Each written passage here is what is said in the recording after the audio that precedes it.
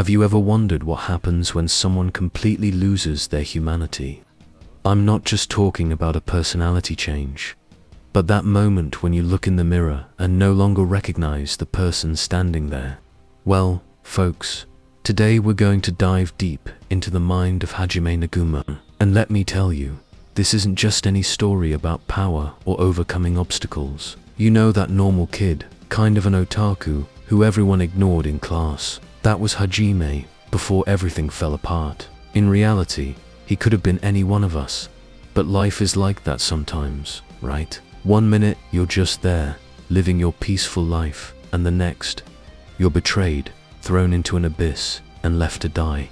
Take a deep breath now, because what happened in that abyss changed Hajime forever. Imagine it, alone, injured, in excruciating pain, and the only way to survive is devouring monsters. Isn't it kind of crazy to think that sometimes you have to become what you fear the most just to stay alive? The thing is, Hajime didn't just survive, he transformed. Each monster he devoured was like another piece of his old self falling away. The timid and insecure boy died in that abyss, and what emerged, man, it was something completely different. You know what's even creepier? We judge him for becoming cold, calculating, even a bit psychopathic. But think about it. How long could you handle being alone, in pain, betrayed by those who should have protected you, before you started to change as well? It's that story we've heard before, right? When you stare into the abyss for too long, the abyss stares back at you. And in the midst of all that darkness, he finds you. Dude, that part is crazy, because how do two completely broken beings help each other find something like humanity again? It's like that idea that only someone who knows the same pain can truly understand you. But let's admit it, the Hajime we know today is like a patchwork quilt, you know. Pieces of the boy he used to be, stitched together with the hardness that the abyss taught him, patched up with the little hope you brought.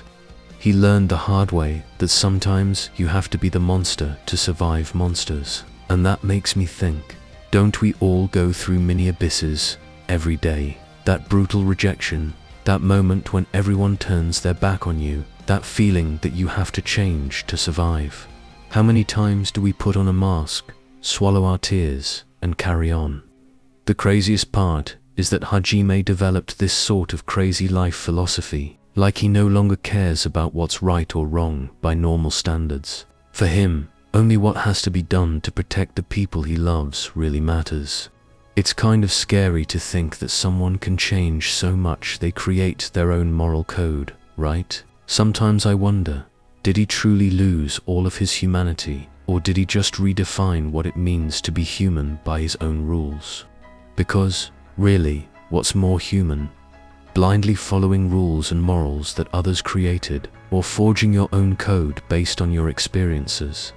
His transformation is like a distorted mirror of our own society. Everyone wants us to be a certain way, to fit into a mold, but what happens when life forces you to break that mold? When surviving means going against everything you were taught?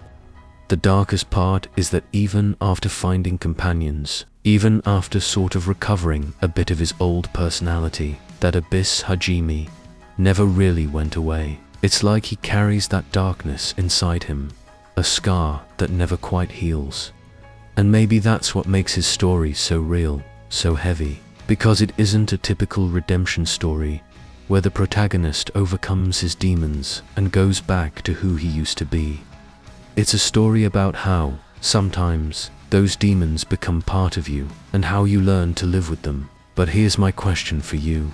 If you were in his place, how far would you go to survive? And after changing so much, is there still a way back? And here's the million-dollar question.